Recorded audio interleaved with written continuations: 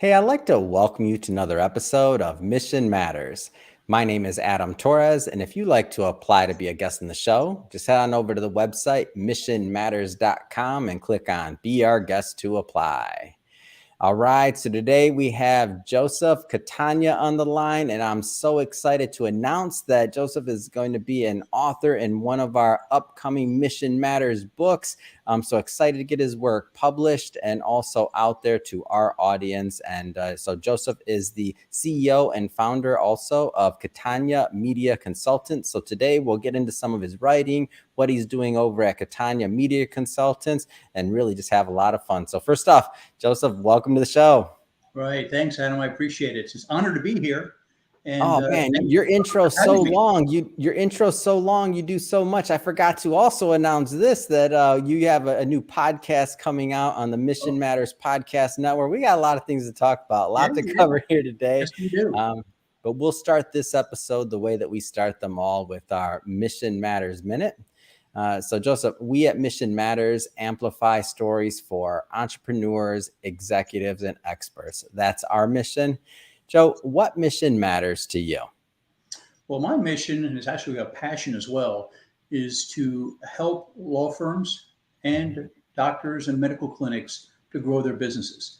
And I've been doing this for 30 years as the CFO of the law firm, and wearing the marketing hat as well. And I've come to know that I've met a lot of smart people as far as doctors and lawyers, but they didn't go to school to become executives in advertising or marketing. So a lot of them need help. And I know what it's like to start, from the early days and build a business from a marketing advertising standpoint. And I just enjoy working with these folks and helping them out, whether it be for the ground floor or whether they already have something going on and just not happy with the results and they want to get to the next level. And that, to me, that's fun. I enjoy it. It's awesome. Love bringing mission-based individuals on the line to share why they do what they do, how they're helping and adding value to the marketplace, which you clearly are. So we'll get further into that. But first off, I just have to congratulate you. I mean, congrats on being selected for the upcoming book. We do well for the audience, by the way, we are going to do, this will be a 2-part interview. This is the first part where we'll talk a little bit about the book, but we're not going to go into all of Joe's writing because some of that's going to be a cliffhanger, because we will be bringing him back on the show for a second episode where we will do a deep dive after the book is launched. So first off, hey, I just want to say congrats. Oh, thank you very much. I appreciate it.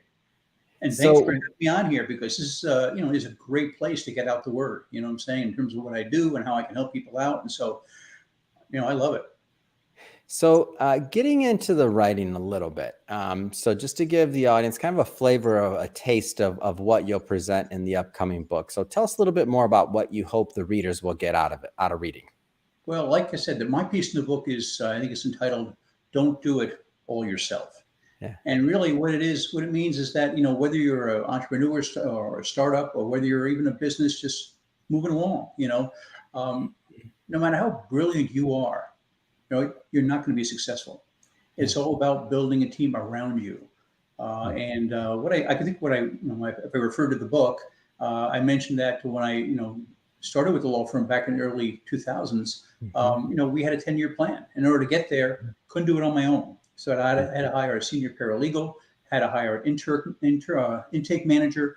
I had to hire an accountant, bookkeeper, and that laid the groundwork for the long term. And those people, some are still here today and some are not. But they all were with me for a long, long time and helped me build the business. So that was huge. So I want to go a little bit into your background. So I'm glad you bring this up. So you weren't originally a marketing guy, right? No, not really. I originally, let's see. If I go back into the late 80s, early 90s, I got into the stock brokerage business, became a stockbroker. And it was tough. I mean, back then, I'm dating myself. That was pre-internet. So, got a phone book and a phone and a desk, and that was it. Go to it. That was my first taste of being an entrepreneur, But you have to be all in. You have to want it real bad. And failure cannot be an option.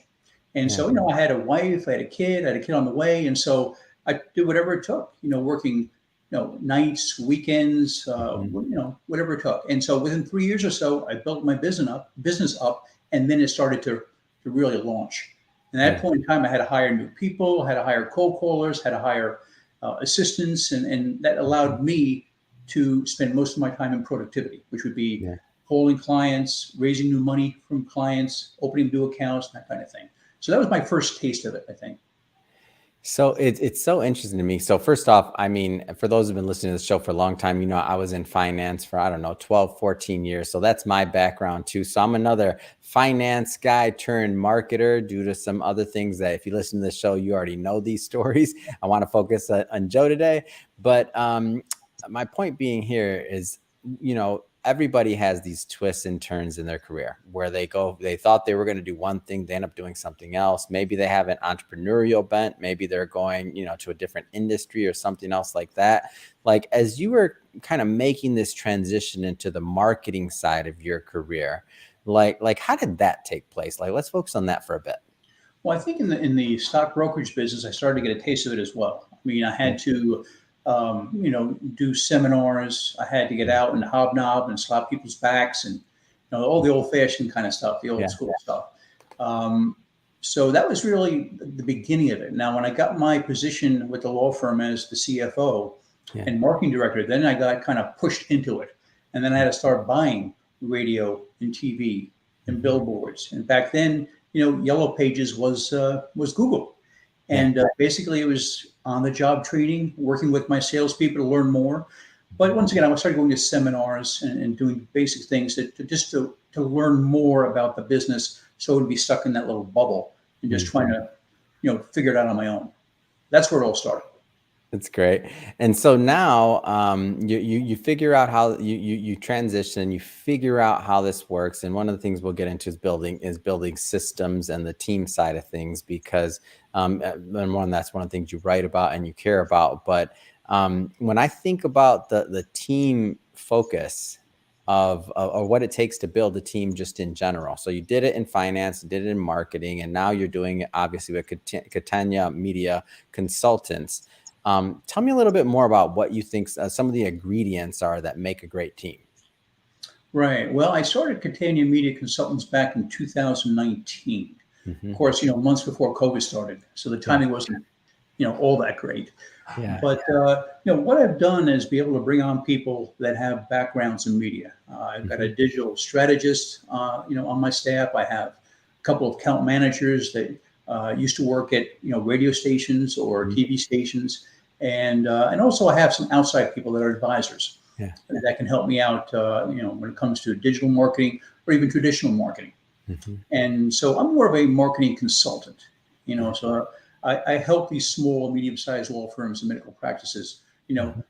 launch their businesses. And so I, this is not really an expansive business per se. You only need really a handful of people in this business to really get it done. Because in terms of running a digital platform or program or campaign or any kind of traditional campaign, I run it mostly through these companies I work with, either the Yeah. TV stations, the radio stations, because they all have digital departments now, Yeah. or some boutique places as well. So I kind of reduced my overhead there. But I Hmm. know I've been in the area for 20 plus years, and in broadcast and with the marketing and all that kind of thing. And I know the best people out there, and there is a difference. Some people are out there just to make a buck Hmm. and concerned about putting food on the table the next month. Some people are career people who Yeah. become the best of the best, and those are people that don't really concern themselves with money. Obviously, we all want to make money, but are more Hmm. concerned about the client and helping them be successful. And those are the kind of people I work with Yeah. and can trust as well. It's great. It's great stuff. I want to go further into the like the target market and who you're actually helping with. So you mentioned, doctors and lawyers, and I know, and when I ask this question, I definitely don't mean it to be a loaded one, because I know every practice or every firm is going to be different. Every medical practice, everybody's going to be different levels in revenue, size of company, founders, personalities. But I know that over time, certain things like themes tend to arise. So when you get into, one of these businesses and you propose how to help them and how to help them get clients, like what are some of those things that you find are oftentimes missing? Right. Well, I would say, we're talking about law firm marketing, which is my niche because I've been in that business for over 20 years and still Yeah. am. A lot of times they don't have the basics. It's kind of surprising. They don't Mhm. have a good website. They may have a website that some brother-in-law of theirs made for them, but they don't understand. And in this day and age, that doesn't work. Maybe 20 years ago it worked. You need a Yeah. website that is, doesn't be all that pretty. It's a plus, but it has to be Mhm. easy to navigate for the potential client or patient. It has to be SEO optimized. So Google looks at that website and those people being the experts. They're spiders. You want their Google spiders to come out and bring you in to that first page of Yeah. Google under, well, under car accident attorney or Mhm. whatever it might be under personal injury. And so that's really, to me, that's the digital footprint everybody needs before they go into anything else. If you're not doing anything now, for example, don't Mhm. put billboards up. That's not going to help. That's a long-term branding strategy. Yeah. If you want to bring in business today or tomorrow, next week, next month, you need to have a really sound, incredible website that's Mhm. married to Google. Those are that's the basics, and then from there you always can add on. There are other digital strategies like paid ads, Mhm. geofencing. There's OTT streaming video. There's a myriad of things. So Mhm. certainly you have to be careful what you do because in the digital realm there's just so many different areas to go into. Yeah. Back in the day, it was just, I used to buy 3 or 4 or 5 TV stations, put a couple billboards up, make sure I had really good real estate in the yellow pages. I could sleep at night. Now I Yeah. got to do it the traditional side because we were on TV for so long, for 30 years. Actually, it's our 30-year anniversary this year for Catania Law. And Wow. and so, yeah, and then of course, the digital world came around in 2007, 8, where it started to get robust. And so then you had to integrate that into your marketing plan. And so it was very challenging. But once again, it wasn't and it was because then I went to webinars. I got on the Mhm. internet and went to webinars, got educated, did a lot of reading, and it was easier to get information on this new medium. Mhm. And like I said, I think at the very least that's what you need at the website, the SEM, the SEO, Yeah. and then if you have deep pockets, you move on from there. Do other digital strategies, and if you do traditional media, that's huge because then if you can get on Mhm. TV, if you can get on the radio, that help drives a lot of traffic to the website. Yeah. It And just I depends on think and on this, and when I look at this, and as you're going through like the history of what works and where you've been versus where you're going, again, congrats on over 30 years. It's amazing.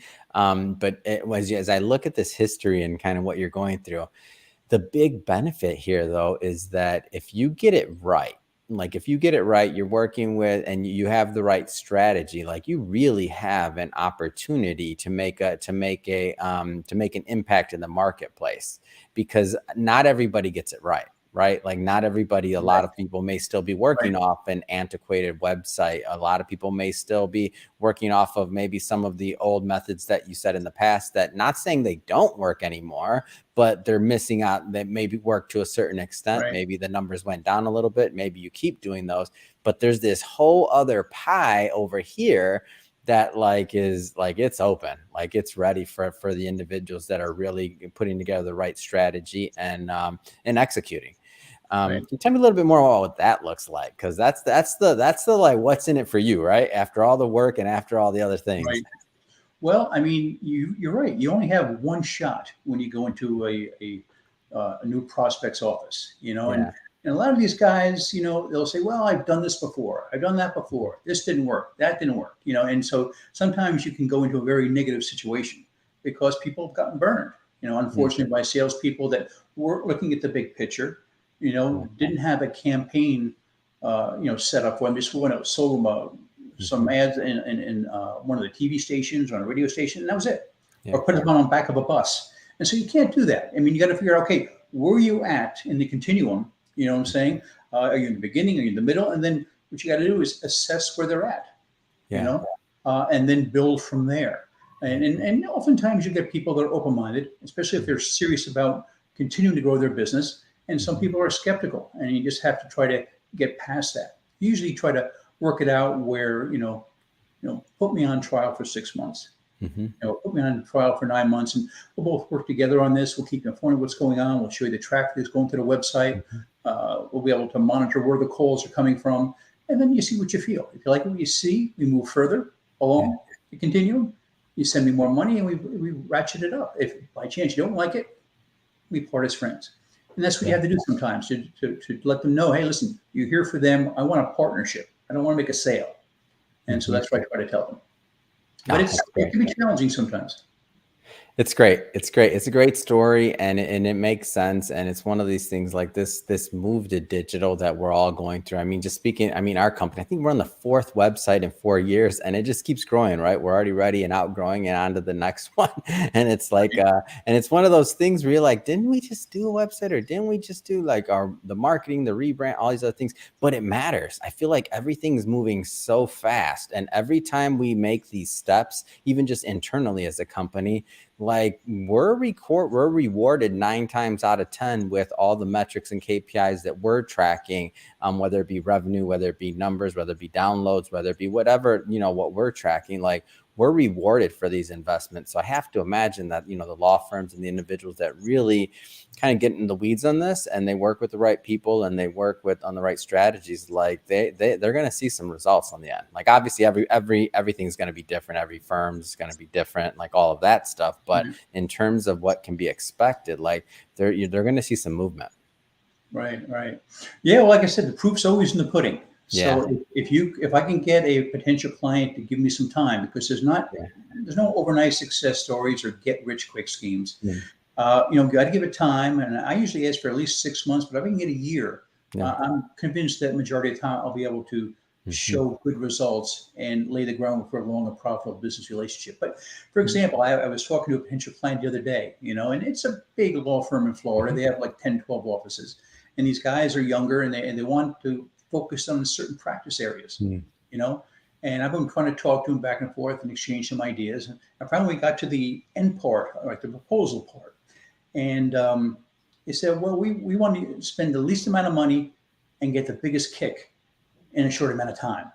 I looked at you guys and I said, come on, help me out here. I mean, you're setting us up both for failure here. I want to spend like a couple of grand. Can you give me what's cheap and doesn't work? Yeah. That's what they're saying. Those tend to be your roughest clients if you do sign them up. The ones that spend money judiciously and work with you over the long haul, that is to layer stuff on over a period of time, are the ones that tend to be most satisfied. Ones that will just throw a couple of bucks at you and say, okay, I want to see results. Oftentimes they just don't last because they're not serious marketers, or maybe financially they can't do it. It's hard to say. Yeah, that's a given. Yeah. You never know. Want to be sensitive to that, of course. But I want to, so switching focus here a bit, I'll bring you, we'll do a deep dive on this one. And I'm going to be bringing you back on the show a couple more times because we have to obviously do the book launch, but you also, I'm so excited to hear and to be working with you on this. So you'll also be launching a podcast on the Mission Matters Podcast Network. So I'm so excited to get you on the other side of the mic and speaking to guests and doing, and, giving value to our audiences. So I just have to say, first off, congrats. And you got to tell us a little bit more about the vision for this show. Yeah. So I appreciate the opportunity that you gave me for this. And, being interviewed on Mission Matters was something I was excited about and look forward to it. But I didn't realize that potentially it could put me on the other side of the mic. That was kind of a surprise. I thought, maybe down the road we'll check it out and maybe we'll get an opportunity. But so I'm really looking forward to that because, I like speaking in this type of, venue, so to speak, in this medium. And it's got to be a great way to get good information out. And let's just face it, at the very end, you may even be able to pull some clients out of the hat, so to speak, as you go along. But it definitely gives you, and certainly it gives you a little bit more stature, I think, and more credibility to your potential clients that might be looking at you on your website or on Google My Business, perhaps. So what type of guests, or tell us a little bit more about the vision for your show? And I'm not holding you to this. I know we're in the middle of production and getting things out, but just broadly speaking, like what do you hope your listeners are going to gain from tuning in? Yeah. Well, once again, I'm, it's kind of in the early stages and I'm kind of thinking about what that might be, but I think I'd like to continue with the niche mentality I have as far as, the law firm marketing and the medical marketing. And hopefully I can reach out to people because basically it's a national show. correct? Yeah. I've been doing things right now regionally in the Tampa Bay area.